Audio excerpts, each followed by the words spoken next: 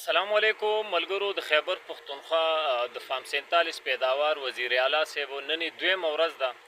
چې غیب دی ورک شوی دی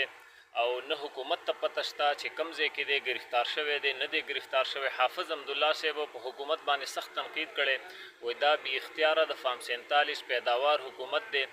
او دا په دوی باندې سوالیه نشان دی چې تر اوسه پورې دوی تم دا پته نشته چې ګنډاپور په کم ځای کې دی چا ورک کړی دی د چا په لاس کې دی چا گرفتار کړی دی. وای دا دومره بی اختیار او نااهله حکومت دی. وای دا حکومت به د وزیرستان لافته افراد د بلوچستان لافته افراد هغه به څنګه بازیاب کی چې دا د یو ګنډاپور نه دی خبر چې ګنډاپور چا اوچت کړی دی کم ځای ته وړی دی او د چا په لاسونو کې دی گرفتار دیم که نه دی او که واقعي لکه په نیوز کې چې را روان دي چې د ګاډي په ډیګۍ کې پټ شوی دی او تښتېدلی دی واقعي دغسې ده. وایي دا دومره نااهله حکومت دی. بل طرف ته د خیبر پښتونخوا گورنر فیصل کونډي هغه وایي چې الیمین ګنډپور د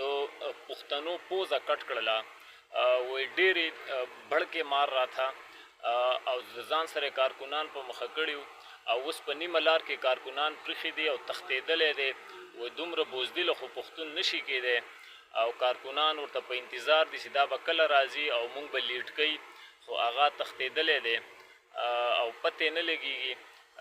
گورنر صاحب ته هم پته نشته چې دا د چا په لاسونو کې دی ځکه چې دغه گورنر هم د فام 47 والا دی او وزیر اعلی صاحب هم دی او په وزیر اعلی صاحب ډېر سخت الزامات لګولي دي. وایي دواړو طرفونو ته لوبیږي اسټیبلیشمنټ هم خوشحالي او عمران خان هم خوشحالي او دا چې سی ایم وزیر اعلی جوړ شوی دی نو موږ ته پته ده چې دا چا جوړ کړی دی. وایي دا یقینا د همغو سره دی چا چې د وزیر اعلی جوړ کړی او په دې کرسۍ کېنولی.